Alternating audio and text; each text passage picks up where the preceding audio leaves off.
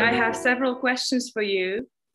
And the first one probably is going to be the first question we ask all of our guests, I reckon. And probably you heard this question already 100 times, but as all of us here in the Institute, we consider Weinberg as almost someone from our family. So we have this very, very strong and very deep, intimate connection with him. And I think you know what I mean. And therefore, my question is, obviously, where was the first time you heard Weinberg? Was it his name when you read something about, I don't know, Shostakovich or Polish composers, or it was his music? What was the very first moment? Lovely question. Mine's slightly embarrassing. I was an undergraduate student in my first degree. So I was perhaps 20 years old or something like that. And as I'm sure you know, anybody studying music, visiting scholars come and give talks and presentations of their research in progress. I didn't think anything of it at the time, but Professor David Fanning from Manchester came and gave a presentation. And it was just as David Pountney's production of The Passenger was about to be released on DVD. So David was talking through that. And one of his audio clips was of the fourth quartet, second movement. And it just sounded electric. I was amazed. At that point in my studies, I was playing a lot of piano. I wasn't considering myself a musicologist, but I played a lot of Shostakovich. And I knew I wanted to go into something around Soviet sort of music. But then I knew that there were lots of political kinds of questions about Shostakovich, and I wanted to avoid that. And after that research seminar, I listened a lot more widely. I found at my institution, there was a wonderful colleague who worked in mathematics, actually, Sergei Annenkov, who knew Weinberg when he was young, and shared with me lots and lots of recordings and materials. He kept some program notes, things like that, from when he was at these concerts. And eventually it turned into a research interest. And as I sort of blended performing into musicology in my master's, I performed some Weinberg. Some of it was UK premieres of piano works, and then became musicological. I moved to Manchester. I think all of that, the lesson is for any students, go to research talks at your institutions. It's really flippant to say, but I went to one in the sort of lunchtime midweek, and it probably changed the outcome of my career, my life, really, for hearing that presentation. So I've got a lot to thank David Fanning for. All right, this is very interesting. And may I ask you what pieces for Weinberg's piano pieces you performed? So it was the Sonatina, whose opus 49 bis. So there's the smaller version, and then there's the sonata version. So I performed both in a smaller project. I did the Sonatina, which is very, very short, about 6 minutes or something like that. And then the extended sonata, which decades later Weinberg came back to. It's not included in his lists of official sonatas, and it's a sort of smaller work. But I was proud to, I think, be the first UK concert on that. 2012, I think that would be. Well, that's already very interesting. But then you became a musicologist. And then I have to say I'm a very happy, let's say, co-owner of your book. Co-owner because it says it's the property of the Academy of Music in Kraków. But ever since I ordered it, I have it here in my flat, and I'm not willing to give it back. Anyway, if our listeners don't know your book, Music Behind the Iron Curtain, Weinberg and His Polish Contemporaries, I highly recommend it. Although it's not very easy to buy it. Anyway, it's a great work, and I often go back to this book when I write something about Weinberg. I want to check several things because you made an incredible research.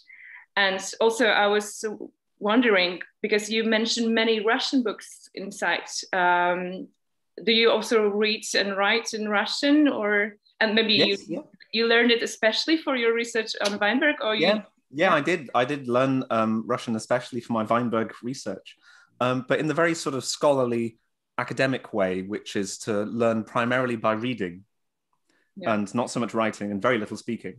So then the delightful times that I get to go to Russia, I speak sort of like a child, which is very embarrassing. I had the same thing with me. I remember the Moscow conference last year, and I was like, whenever I could really understand what they say, but then when I was there to say something, I was, ugh.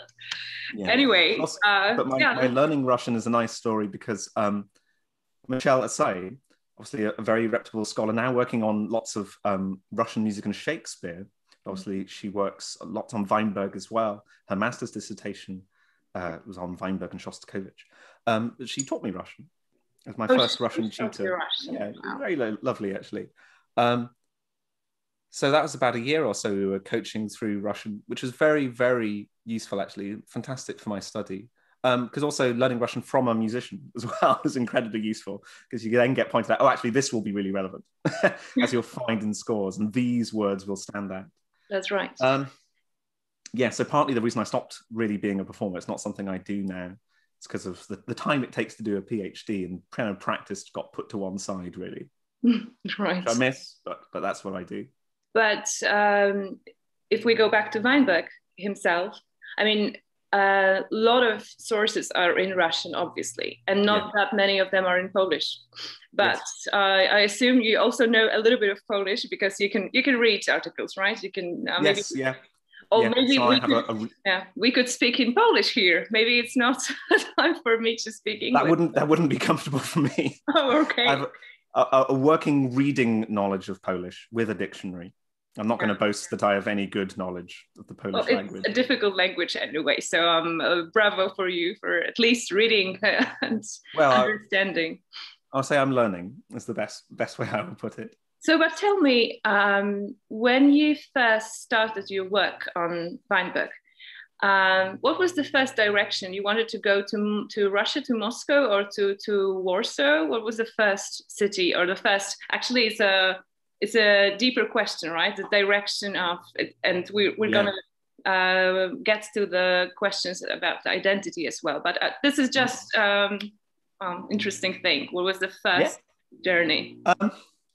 So my answer is very dull, actually, because my PhD research is a lot of music analysis, the working with a score, looking at the notes, and then interpreting and closely working with it.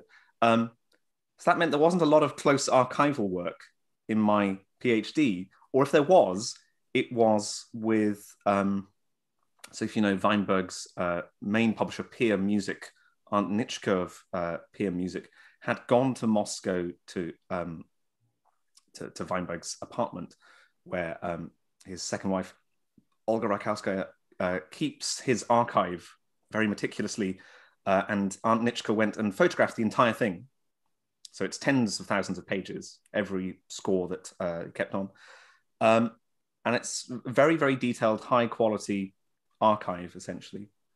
And Peer Music were kind enough to then share that with David Fanning, my supervisor. And then from him, I worked with these high quality scans of original manuscripts. So for many years, my work was just working with high quality scores. So some of my earliest work was reconstructing works that Weinberg had gone back to revise. So his first quartet, for instance, my actual PhD thesis in the appendix has a reconstructed version of this quartet. I also did one of the second quartet, but that was slightly less interesting. So that's somewhere in my notes. So when it actually came to visits, it's not really until I thought about making it into a book that I began these kind of research visits, actually, for collections and archives. As I think that comes across in the book, a lot of my sources, either in Polish or Russian, are published sources. I wouldn't call myself a researcher of somebody who has gone to archive collections to work through collections of manuscripts, handwritten letters. I think in Weinberg's studies, there are other scholars who do this brilliantly. I point to Verena Mogel or Anthony Nikolakova, who've both done this kind of work really brilliantly. And it's something I'd like to look into more, but in terms of music analysis, obviously this is with scores and notes on the page a lot of the time. So that's primarily been my work, if that makes sense. Yeah, of course that makes sense. And also in your book, you focus very much on string quartets, right? So, which is also interesting because you were a pianist, right? Yeah, I'm not a string player. Yeah, I mean, never have been. but actually, Weinberg also hasn't played violin, Yeah, right? absolutely. So, and he wrote incredible amount of huge amount of string music. Yeah. The reason for me focusing on string quartets is purely selfish, because for a music analyst, the string quartet texture, just the 4 instruments, is very, very neat, and is famously economic to write for. You know, composers have to work very hard to fit within this texture. Well, the reverse is true for analysts. It's quite neat and ordered to go through. And especially I chose them because they go all the way through Weinberg's life.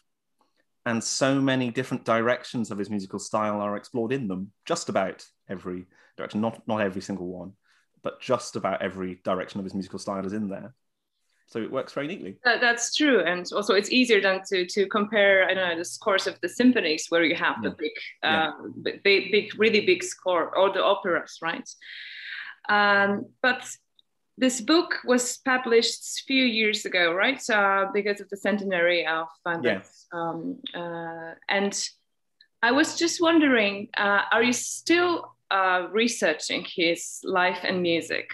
Is it because what we observe, we as musicians, is that once you start playing his music, once you enter this world, it's like you were, I don't know, enchanted somehow. You can't leave it. And this is the same with me when I started over 10 years ago, and it's still growing. And every musician I meet say the same thing. So I was wondering, what is now in your search of interest, and what do you now focus your research on? If you can say, of course, if it's not a mystery. No, I can say that's fine. So I'm currently working on a book which is on a big topic of socialist realism in music. And it's not just in Soviet Union. It includes Poland, it includes China, it includes quite a few countries. But Weinberg is actually one of the big case studies, because his writings, well, there's so few of him actually writing about music. So that means you need to go to the scores themselves. So it's a really interesting case study there. I'm also, I mean, so as I say, I'm not a performer. For me, as a musicologist, I sort of follow the recordings as they're available and things like that. And it's still so lovely that more and more things are being recorded for the first time, actually, with Weinberg. It doesn't happen, obviously, with lots of composers. You find that new, fresh things. And in the sort of back of my mind, I'm working on a project which would be around the symphonies. Is my sort of very long-term view on this. And it would be another sort of analysis, because for me, when I said that the quartets have just about every style, well, the stuff that's missing is then in the symphonies, especially some really experimental stuff that Weinberg doesn't really do anywhere else, is really, really interesting.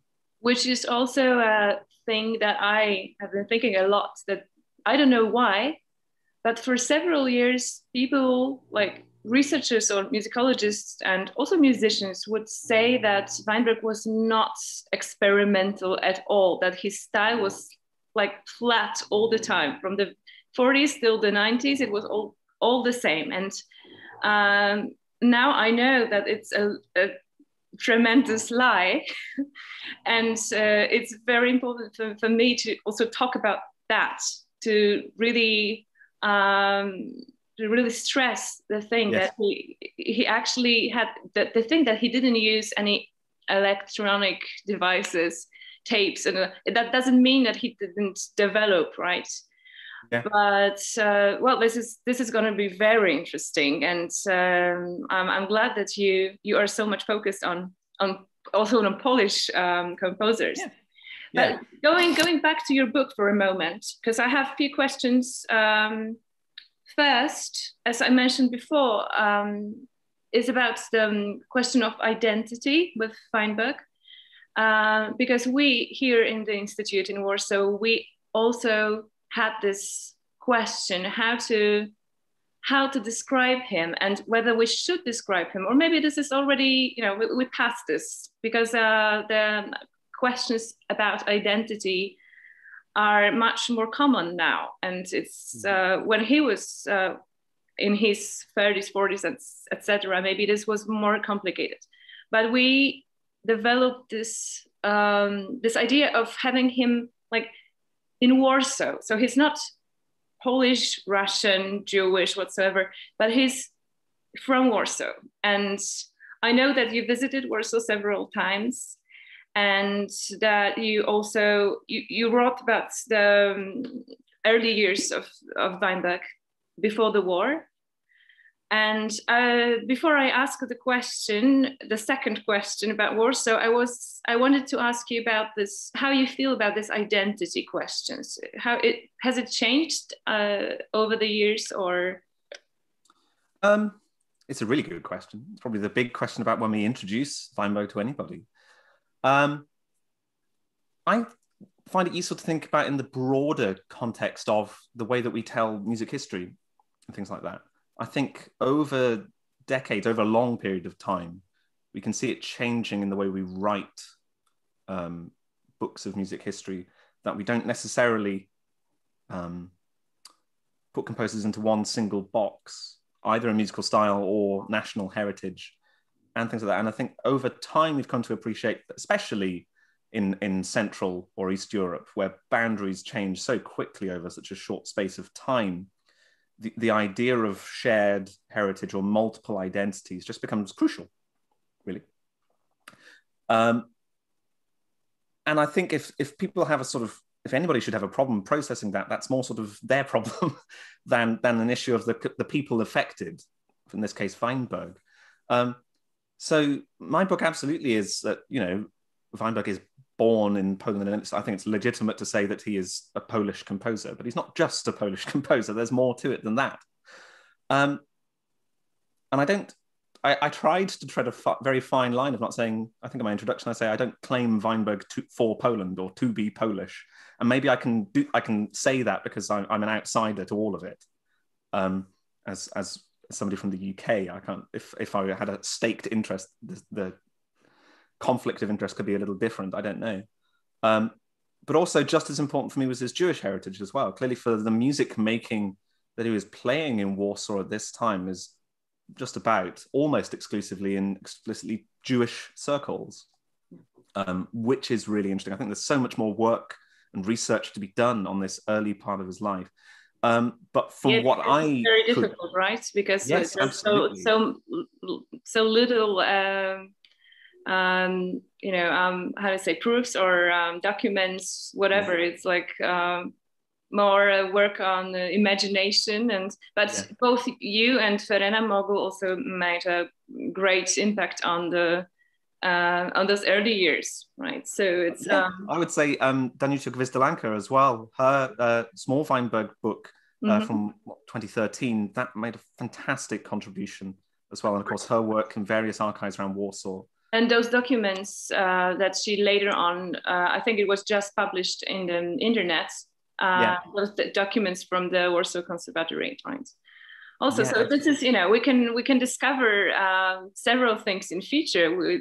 Who knows, right? Yeah, I mean, this is the exciting thing about history, is that, or the frustrating thing about history, from my point of view, in that I publish a book and then documents or facts might change and then my book is wrong, which is fine. I have to be happy to accept that, because that's part of what we do. But you know, it's actually more or less the same with us musicians when we record something, and then this is just this very moment of your life when you feel this music this way, and then it changes in future, and then you have this like, oh, I could have recorded it now, you know. So like absolutely. This is life. Yeah. Anyway, in the title of your book, you already have some interesting queries, because it is this Weinberg and his Polish, which means he's Polish because he is Polish contemporaries. Yeah. So I think this is also in the very title you already put some kind of information how you read him. Yeah. But the question I wanted to ask you is about the comeback to Warsaw, Weinberg's comeback in 1966. You write about that in your book, but for those people who haven't read it yet, can we describe? Also, this is one of the things I'm now thinking about. First, how was it in terms of being as a human being coming back to his city, which doesn't really resemble anything, yeah, and to his place where he actually he speaks Polish, but he doesn't want to speak Polish. He's afraid of it, right? Because he's a part of Russian delegation. And the question is, do you know why in the end his Eighth Symphony, which was programmed to be played, why it vanished from the program? Do you know anything about that? Yeah. So, it's 1966, the only time Weinberg went back to Poland. There's so much context in here. I devoted a whole chapter to it, and I don't think I really went into enough detail that I wanted to. There's so much context here. We know from interviews with Victoria Weinberg, for instance, that Weinberg hated traveling, loathed traveling, or was especially anxious about traveling. I think there's a context with that as well. But going back decades before, into the sort of late 1940s, 1950s, we know that Weinberg was very hesitant to speak at Soviet gatherings of other composers because he always spoke with a Polish accent and his Russian, markedly other and different. And especially in the late 40s when reassertion of Russian or Soviet nationalism was so important, Weinberg didn't want to be heard to speak with a Polish accent. When it then skips to, from the founding of the Warsaw Autumn Festival, 56, and then onwards, Russian delegates become more and more frequent, especially Shostakovich. And I must say, Krzysztof Meyer was a fantastic interview subject, was very, very helpful in my book, talking about the experience of being in these first iterations of the festival, because obviously Meyer's a fantastic biographer on Shostakovich, probably written the best biography on Shostakovich, if I can say that. And actually, he writes about how actually nobody cared. Nobody wanted to hear Shostakovich's music because, of course, Polish composition at this time was so much beyond in terms of experimenting with form and means, and even what it meant to put sounds together at that point.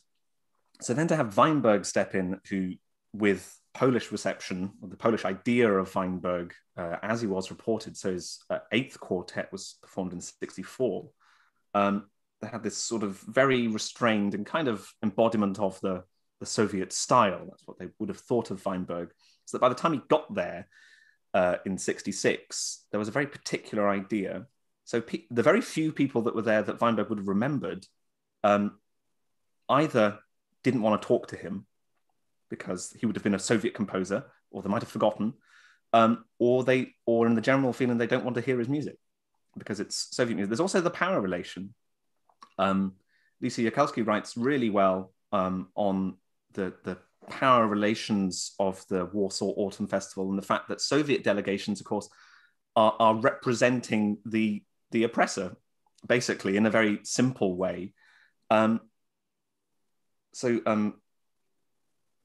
Edison Denisov has written, that feeling a little bit ashamed, actually, to go and speak to wonderful Polish composers, but actually representing the Soviet Union at some points.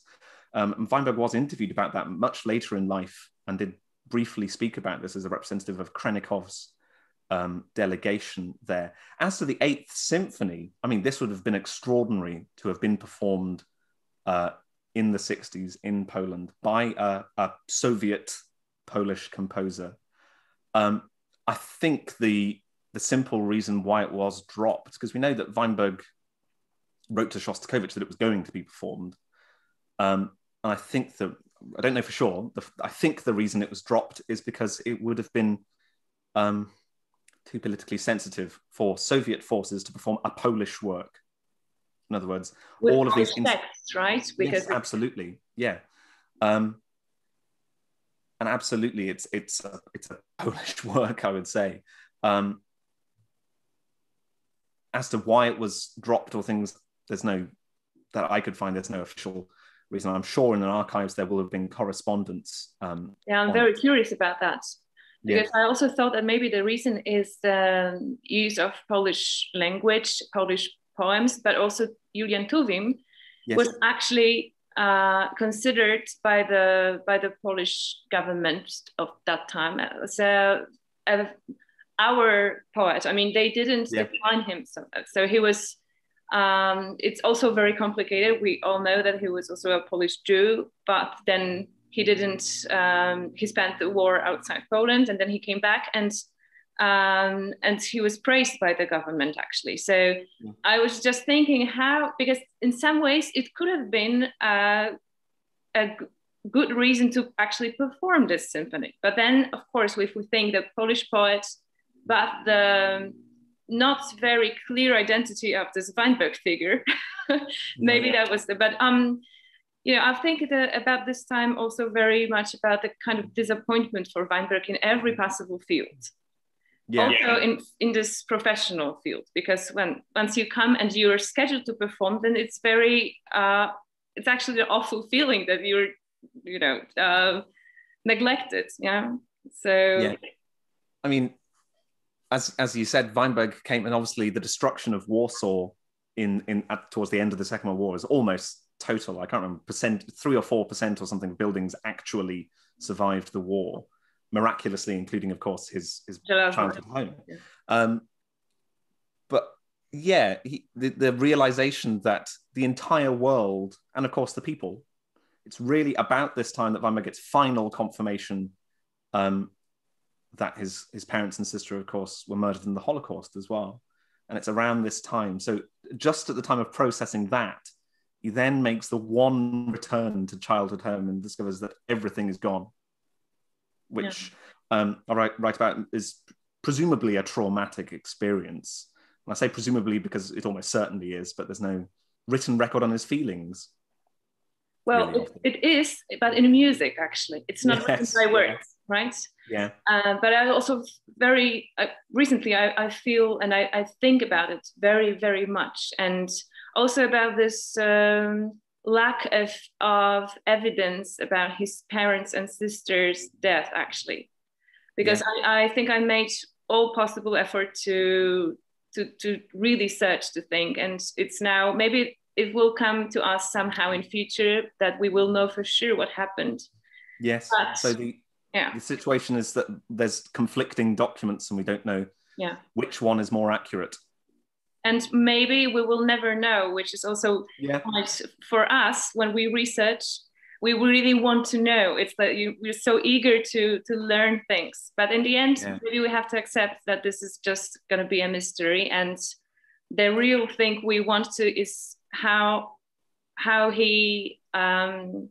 this thing reflected in his music, right?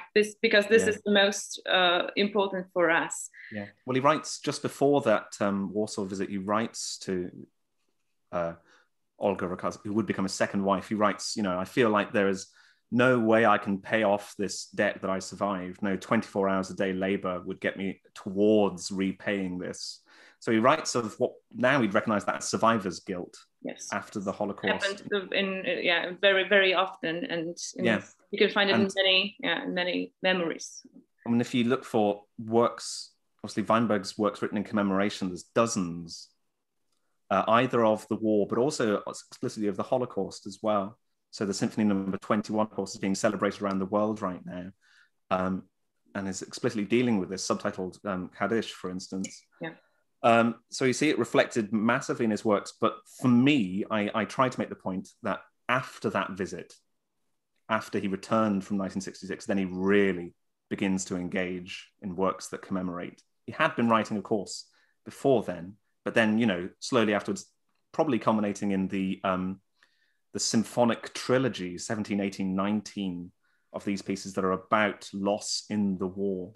And The Passenger in Kraków, of course, obviously. Writing just at the same time, Yeah, so that's where I said it's, you know, we can't really find his writings, I mean, the writings as words about this, those feelings, those memories from his visit, but you can find it in his music.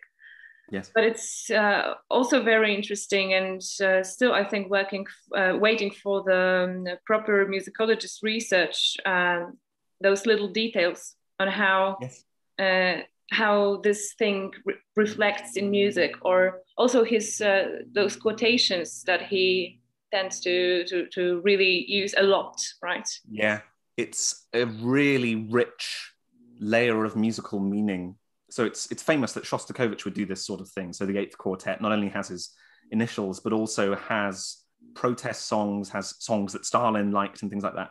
Well, Weinberg goes to the next degree in quoting so many different layers and reusing his own material. Yeah.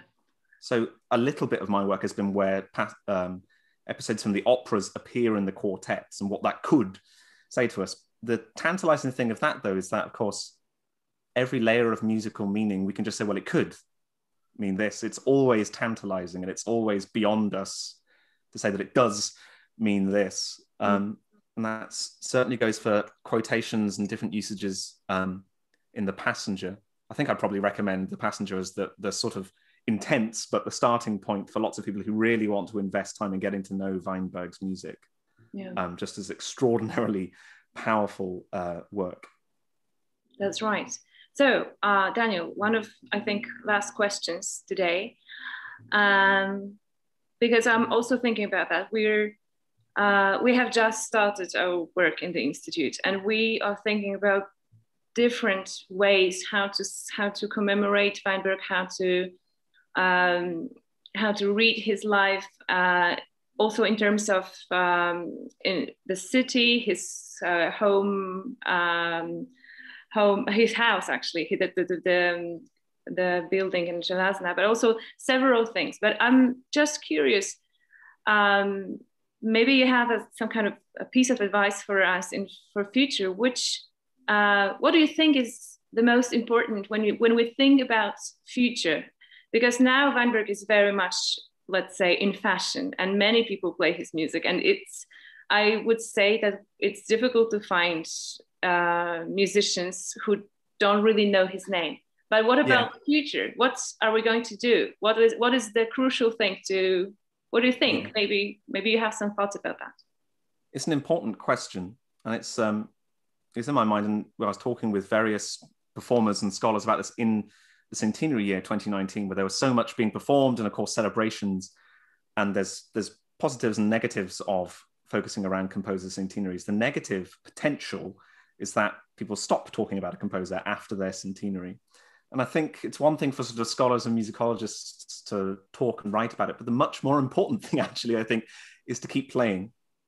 My biggest piece of advice is just to keep playing, keep recording and keep playing this music. Where possible, record music that hasn't been recorded as well. And when I say where possible, because now we're left with a few things that are very difficult to get the forces together. So choral symphonies, for instance, it takes a lot of money even to prepare a score for a choral symphony. The Ninth Symphony, for instance, never been recorded. That really is my advice. I think the Weinberg revival, obviously over the 25 years since his death, really is the work of performers who, bring this music, record it so wonderfully. And then in the wake of that, scholarly attention and musicologists follow behind and write about it and fill in gaps and things like that. But it's really about performers, I think, and recording more. We will try to do it. Anyway, are there any pieces, you mentioned a few of them, but any pieces that you, as Daniel Elphick, would particularly want to be recorded? I would love to hear the Ninth Symphony, if I was going to actually just single out a single one. There's a problematic opera as well, Madonna and the Soldier. I say problematic because it's very socialist realist, but it's also interesting in that it's set in Poland and it's with Polish characters, but from a very Soviet Russian perspective. That would be difficult. Not difficult. We'd have to really situate it and understand our attitudes to it because it's very socialist realist. And there are all sorts of questions that go with that. I think I'd single out the Ninth Symphony, though, as the really interesting one. It's quoted in so many other places in his music, so it was clearly significant to him. Okay, so we will, I just make notes here, and we will try to make it happen somehow. And well, thank you so much for finding time Saturday morning to talk with me. And I believe this is, as I said in the beginning, this is not the last time. And I'm very happy that you support our work in the Institute. Yeah, I think it's fantastic what you've been doing so far. I think